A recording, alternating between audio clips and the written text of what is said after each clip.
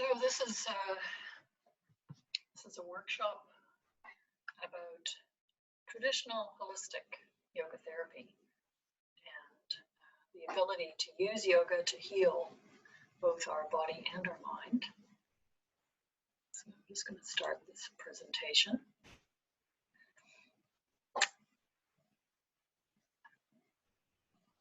So from early age, children were taught yoga, and these were the skills that were needed for lifestyle thousands of years ago. They were taught from parents to children, and it was more than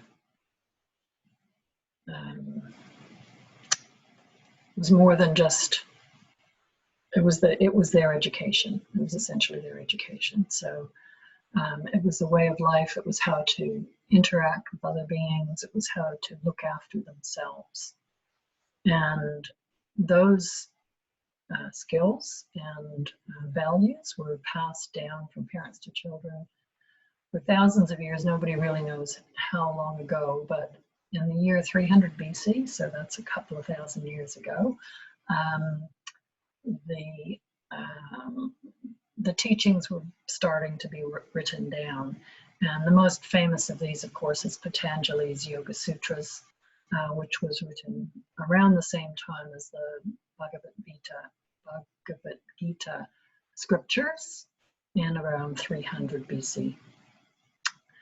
And then the original yoga scriptures were then interpreted over the next 2,000 years, and you can imagine how many different interpretations there might have been over that period of time, which is why we have so many different varieties of yoga now, and some of them more focused on just the physical stuff, and some of them more focused on breath work, some of them more focused on meditation, but all of them coming back to that original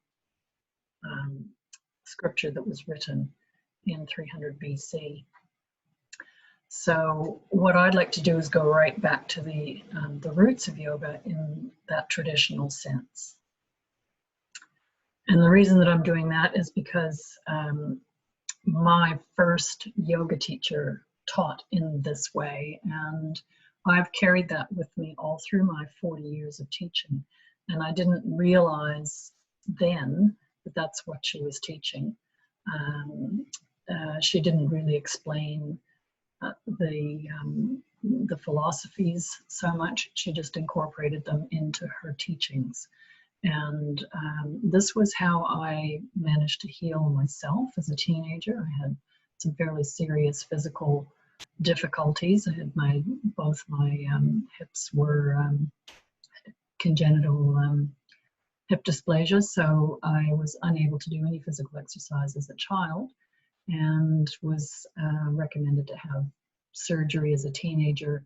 Instead of doing that, I was able to completely realign my body and avoid all the surgeries, and be able to now be a completely fit and healthy human 60 years later. Yeah, so that's where I came from. I've studied all around the world and done many different types of yoga: Iyengar, Ashtanga, Hatha, Kundalini, all sorts of different varieties of yoga, and have found I've always, even though I incorporate the different varieties, I've always come back to this original traditional holistic yoga.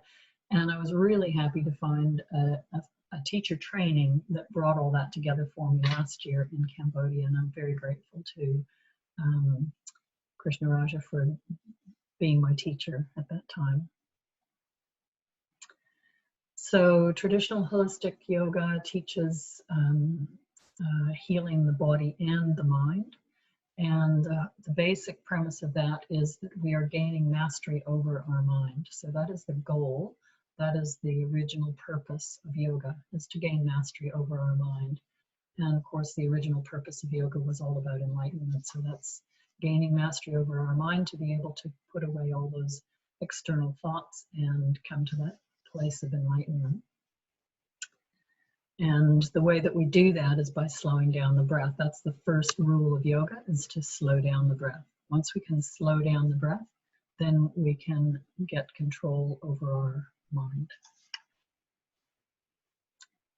Okay, so that's the basics of why I'm doing this.